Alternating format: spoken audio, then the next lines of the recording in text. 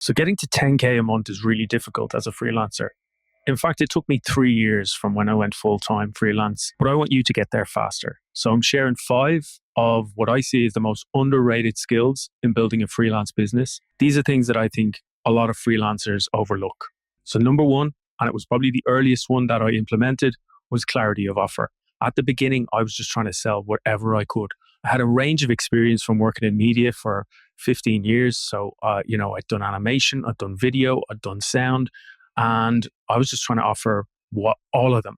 Anything that people, any jobs I saw that were available that touched on any of them, I was putting myself out there as the person that they should hire. The problem was, if you do everything, a client can see you as the person who does nothing. A client wants to know that they're buying an expert. And I think once I narrowed in, it made it much easier to say, I'm a podcast person. So I narrowed in on that and I became a podcast person rather than a media person who did graphics and animation and video and whatever you throw at me. It made everything so much easier from there. My website became really easy to write because I could figure out who I was speaking to. So don't try and sell too many things. Narrow in and be the guy or girl who does one thing really well. And then when the opportunity presents itself, because clients need a range of different things, then you can step in and say that you do other things as well. That's been a game changer for me. So I started as a podcast guy, as an audio guy, as an expert in that space. And then clients inevitably wanted video and graphics and a bunch of other things that I was able to provide because I had experience in them things. But it's important not to sell yourself as all those things at the start because you'll spread yourself too thin. Number 2, something I consistently try to get better at, and that's being calm. I don't think you can be good enough at this. Honestly, being calm is like a business superpower. You're going to have setbacks, a ton of them. And being calm stops you from being reactive.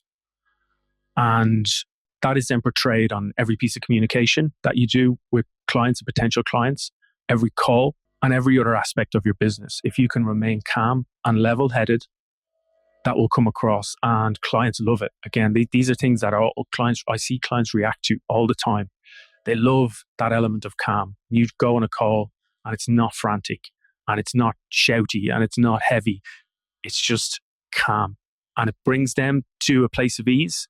And from there, a relationship can really flourish. There's so many benefits that I'm still discovering about being able to remain calm. But it's just been a game changer for me. And when you can remain calm, you take those downtimes when the market drops, when clients drop off, all those things that inevitably happen. If you can remain calm, it's absolute gold. Number 3 is the big one that I see freelancers struggle with, and that's taking responsibility, not putting blame on others. So what I see too often on LinkedIn posts, on social media communities from freelancers is the blame game. They want to blame the algorithm. They want to blame Upwork for changing the rules. They want to blame the market drop. They want to blame the fact that clients don't have money. They want to blame everything without looking at themselves and going, what can I change? This is all about focusing on what you can control and what you can't. Please, as a practice, stop blaming external factors. If something happens that's completely out of your control, the Upwork changed their rules, the market drops, the worst thing you can do is go into a frenzy about all the things that are against you. It creates a terrible mindset where you will be stuck there forever because you always feel that there's somebody else to blame and you'll never look at yourself. The first step to this is to notice every time you blame something or someone else. Just notice it and then replace it. And it's something I continue to have to do. But instead of going, the market sucks and that's why I'm not getting business, just replace it. Replace it with what is the smallest thing I can do right now to try and beat this low market dip, or what is a small thing I can do that will benefit me in the long run. When everything is your fault, then everything becomes fixable. Number 4 is possibly the most important one for me. And if you've watched any other videos, you've heard me mention a million times, track your time. Tracking is everything in the freelance space.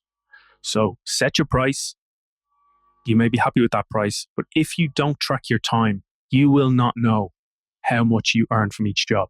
I shared another video about the very simple system I use with a pen and a piece of paper to track every job, how long it takes and how much it pays, and then look back at the end of the day and say, how much did I make today? And when you start to see the lower amounts, you start to see patterns that I was working on that job again. I had to answer to this client again. And you start to see what's worth it and what's not. Most freelancers are guessing. They're guessing their price, which is fine, but then they're not tracking their time. They don't even know how much they're making off their guesswork. It's crazy. Track everything in terms of your working hours and your income and your amount of time spent on things like emails and outreach and all the rest of it. Track it all. And it doesn't have to be complicated. This can be the most simple system in the world. Just write it down. You'll be able to see so much clearer how much you actually earn based on the hours you work versus just guessing. And the last one, number 5, is empathy. Trying to understand the other side every single time, every piece of communication. Try and understand from the client's perspective. They react really well to this when you put their needs before yours every single time. And it's, again, like all of these things, it's a practice. You just have to notice when there's an opportunity, be it an email or a call, to do this, to focus on their needs first. Being easy to work with. Clients value that more over anything else, any other trait. They want somebody who's easy to work with, who they don't have to be onto all the time, who can just get on with the job. And when there's a challenge or a problem, it's just easy. And empathy leads into this. You just become a lot easier to work with when you're empathetic. And when you're easy to work with, you just make yourself invaluable. You know, they will never want to go and hire another person because they won't want to run that risk of dealing with somebody who wasn't easier to work with. Even if somebody else can come in and do better work than you, being easy to work with is going to trump that every time for clients. And the biggest thing that happens when you're easy to work with, the most powerful thing, is that clients start recommending you to other people. And that creates a web where it just kind of doesn't end. This has happened to me so many times, and it's been the cornerstone of how I've grown to 10K a month, is that when you're easy to work with and you're empathetic to a client's needs, they just instantly like you. And when they like you, they want to give you more work. And when they don't have it themselves, they'll recommend somebody else. So then you get referred to somebody else. You go through that same cycle again, and then they refer you to somebody else. And you can see how you're just multiplying the amount of people who are fighting your corner. It's huge.